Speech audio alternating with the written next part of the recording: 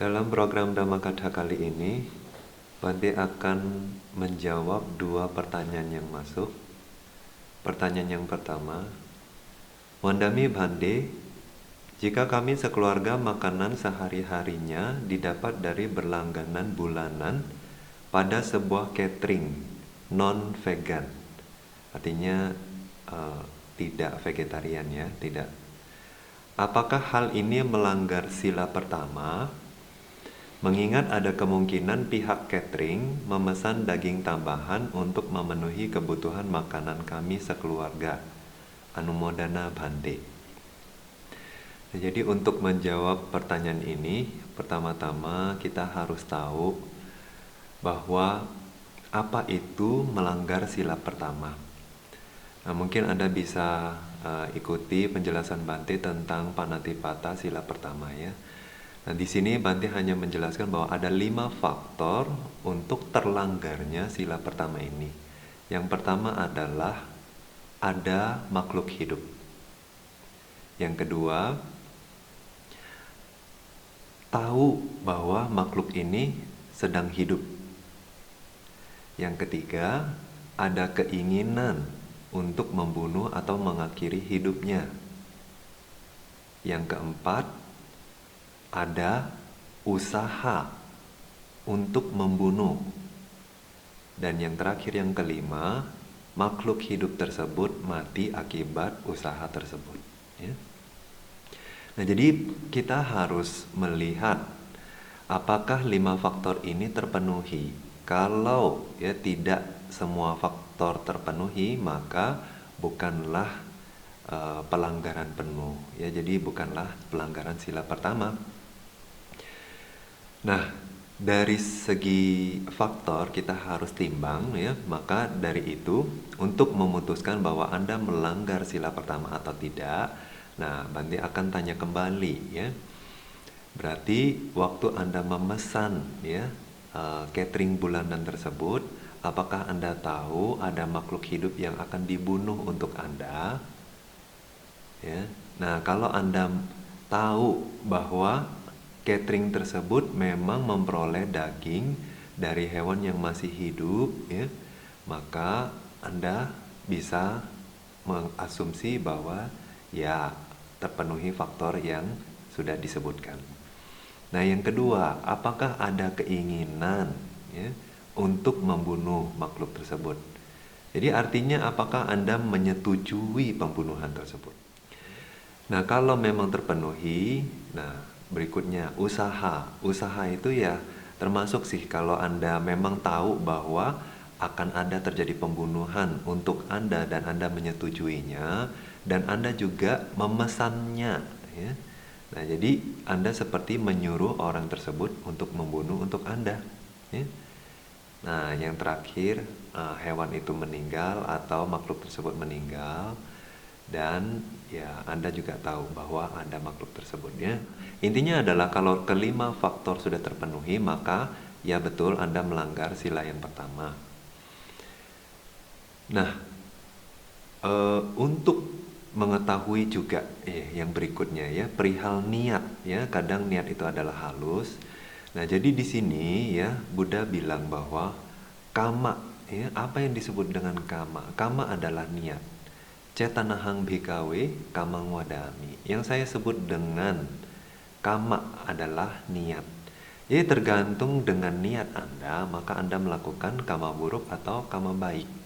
Nah, niat di sini sangat penting ya. Apakah ada niat pembunuhan atau mengakhiri kehidupan makhluk di sini ya? Kalau memang ada, berarti itu adalah kama buruk dan berarti juga merupakan pelanggaran sila pertama. Tapi kalau niatnya hanya untuk memperoleh makanan, sama sekali tidak ada keinginan untuk atau menyetujui pembunuhan tersebut, maka faktor niat tidak terpenuhi. Bante kasih contoh misalnya cerita di Dhammapada ada sebuah cerita bahwa seorang istri seorang pemburu ya, suaminya adalah seorang pemburu, tapi istrinya adalah seorang sotapana. Nah, menurut Abhidhamma juga dijelaskan bahwa seorang sotapana sudah tidak mungkin lagi melanggar sila pertama ya, maupun kelima sila yang lainnya, ya, 4 sila yang lainnya. Jadi 5 sila Pancasila Buddhis itu tidak mungkin lagi terlanggar oleh seorang Sotapanna atau seorang yang mencapai kesucian tingkat pertama. Nah, di sini kita tahu, ya, berarti dia tidak mungkin melanggar sila yang pertama. Artinya tidak mungkin ada niat untuk mengakhiri hidup makhluk. Tetapi suaminya adalah seorang pemburu. Nah, ada kalanya suaminya ada minta tolong istrinya untuk mempersiapkan panahnya, ya, pedangnya, pisaunya, untuk dia membunuh. Nah, di sini ya dia hanya mengerjakan kewajiban seorang istri, ya, terhadap suami. Ya, suaminya minta tolong itu, ya, dia melakukannya. Tapi bukan berarti dia menyetujui suaminya dalam membunuh atau mengakhiri kehidupan makhluk buruannya. Nah, di sini jelas sekali, ya, bahwa dia tidak menyetujui, hanya menjalankan kewajibannya seorang istri, ya. Nah, jadi saran Bante, ya, perihal kemurnian dari apa yang kita makan itu, ya, untuk biku di Winaya dijelaskan bahwa biku boleh memakan daging yang diizinkan atau yang layak, ya. Nah, ya, daging yang layak itu seperti apa? Berarti biku tersebut tidak dengan sendiri, ya, melihat bahwa hewan itu terbunuh atau dibunuh untuk dipersembahkan ke biku tersebut. Nah, ini satu, ya. Jadi melihat, misalnya contohnya, ya, seorang biku datang ke rumah umat awam, ya, terus di rumah umat awam itu di depan kelihatan bahwa umat awam sedang membunuh si ayam misalnya. Lalu ayam ini untuk nanti dimasak, ya, untuk dipersembahkan kepada biku tersebut. Nah, kalau dia melihat sendiri seperti itu artinya tidak boleh, ya, makanan itu tidak layak, dagingnya tidak layak. Nah, yang kedua adalah mendengar. Nah, misalnya dia duduk di dalam ruangan, lalu mendengar bahwa oh, ayam yang tadi dia lihat itu menjerit-jerit, ya, misalnya dibunuh. Atau dia hanya mendengar dari orang bahwa keluarga tersebut mempersiapkan daging yang akan dipersembahkan ke dia, tapi dari membunuh, ya. Nah, atau dia hanya tidak melihat, tidak mendengar, tetapi mencurigai, ya, mencurigai bahwa hewan itu terbunuh atau dibunuh oleh dia. Nah, perihal melihat dan mendengar itu sepertinya lebih mudah, ya, itu sangat jelas. Tetapi perihal mencurigai ini yang seringkali itu menimbulkan keraguan-raguan. Nah, jadi perihal mencurigai juga, ya, kita bukan berarti selalu penuh curiga, ya, tetapi mencurigai memang yang pantas dicurigai. Kalau memang ada tanda-tandanya atau gejala-gejalanya baru kita curiga, ya, bukan berarti kita harus mencurigai semua hal, ya. Nah, jadi tapi untuk perihal curiga ini memang lebih sulit untuk disingkirkan. Nah, jadi ada beberapa saran Bante perihal memesan catering non-vegan, ya. Nah, yang pertama, yang paling aman adalah supaya daging itu menjadi layak, ya, Anda lebih baik masak sendiri. Nah, Anda masak sendiri berarti Anda bisa cari atau memperoleh daging yang memang dengan cara yang layak tanpa melanggar sila pertama. Nah, saran yang kedua, ya. Saran yang kedua adalah Anda memperoleh makanan. Misalnya Anda tidak bisa masak sendiri karena sibuk dan lain-lainnya. Anda bisa memperoleh makanan dari, ya, toko siap saji, ya. Misalnya Anda pergi ke restoran, ya. Nah, itu sudah dimasak. Sudah dimasak berarti bukan sengaja dipersiapkan untuk Anda. Nah, misalnya ke toko yang buffet, ya, atau restoran siap saji seperti itu. Nah, Anda tinggal memperoleh daging yang memang sudah siap saji, lauk siap saji. Nah, ini alternatif yang kedua. Nah, kalau yang pertama dan kedua sulit dilakukan, maka Bante kasih saran yang ketiga. Yang masukan yang ketiga adalah Anda membicarakan keinginan Anda ke pihak catering, ya. Misalnya dengan bilang bahwa saya tidak mau jika Anda memesan, daging, ya, khusus dibunuh untuk memenuhi kebutuhan catering gitu ya. Nah, jadi kalau Anda sudah menyampaikan demikian, tapi bagaimanapun perolehan dia ya, nah Anda sebetulnya tidak dalam kondisi yang bisa mengkondisikan ya. Jadi perihal kecurigaan itu tentunya yang untuk alternatif yang pertama itu yang paling jelas Anda bisa singkirkan. Yang kedua juga Anda bisa singkirkan, tetapi yang ketiga, nah ini bagaimanapun kalau curiga ya masih saja bisa curiga. Masalahnya kalau kita sudah jelaskan, tapi ya bisa saja dia tidak dengarkan ya permintaan konsumen, dia masih bisa membunuh dan lain sebagainya ya. Nah, tapi ya itu adalah kemungkinan-kemungkinan yang Anda bisa lakukan untuk bisa meyakinkan diri Anda bahwa Anda tidak terlibat dalam pelanggaran sila pertama. Nah, ini jawaban untuk pertanyaan nomor 1. Pertanyaan yang berikutnya adalah, saya memiliki kebiasaan bermain game perang-perangan. Ya. Apakah dengan bermain game tersebut, saya melakukan kama buruk? Dan dalam bermain game ada menang dan kalah. Jika saya bermain, apakah saya membuat kama buruk? Karena kemungkinan besar ada yang kalah. Nah, ini di sebelumnya juga Bante sudah jelaskan apa yang disebut dengan kama. Ya, setelah kita memahami kama itu sebetulnya tergantung niatnya, tergantung keinginannya, tergantung motif ya.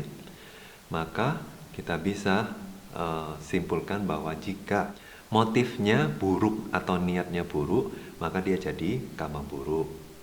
Ya, artinya gimana?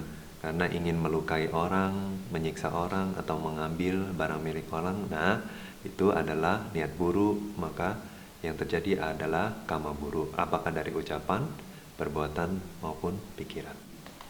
Nah, kalau niatnya baik tentunya tidak menjadi kama buruk, tetapi jadi kama baik.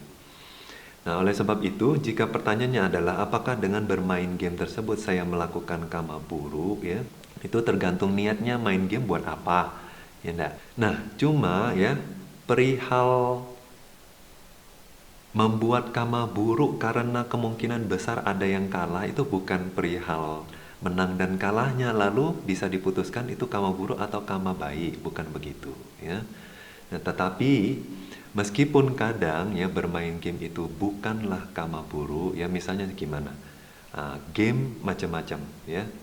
Nah, tapi di sini dijelaskan adalah game perang-perangan. Karena game perang-perangan ya biasanya didesain ya itu banyak memunculkan kotoran batin.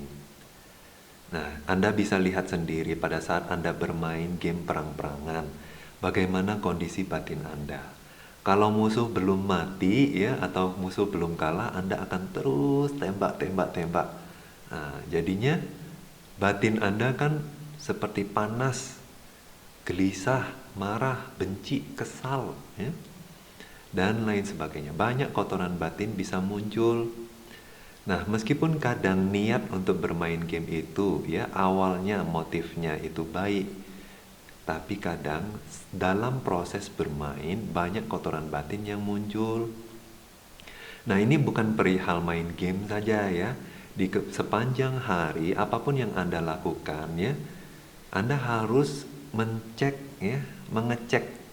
apakah banyak kotoran batin yang muncul. Nah, kalau banyak kotoran batin yang muncul ya, maka Anda harus pertimbangkan bergantung pada prioritas Anda apakah Anda akan melanjutkan atau tidak melanjutkan aktivitas tersebut ya.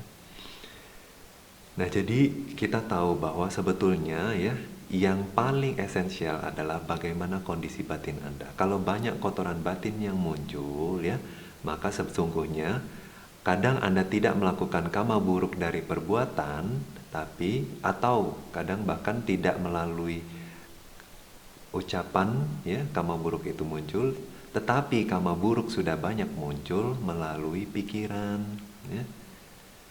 Nah, apalagi kalau Anda mengumpat-ngumpat pada saat main game ya, nah itu artinya kama buruk lewat ucapan ya. Nah, meskipun Anda tidak membunuh dengan perbuatan Anda ya, tetapi dari ucapan sudah banyak kama buruk, dari pikiran juga sudah banyak buruk. Nah, Bante saran apa? tidak bermain atau melakukan semua aktivitas yang banyak menimbulkan karma buruk. Tidak hanya dari pikiran, baik juga ucapan maupun perbuatan. Untuk apa? Agar Anda tidak melakukan atau mengakumulasi kebiasaan yang buruk di dalam samsara. Ya. Nah, untuk kedepannya juga perihal main game ini akan menimbulkan moha yang besar, ya, karena akan Anda semakin jauh dari realitas, dari kebenaran. Nah, dengan demikian, dua pertanyaan sudah terjawab dalam program Dhammakatha kali ini. Oleh sebab itu, demikian penjelasan Bante dalam program Dhammakatha kali ini.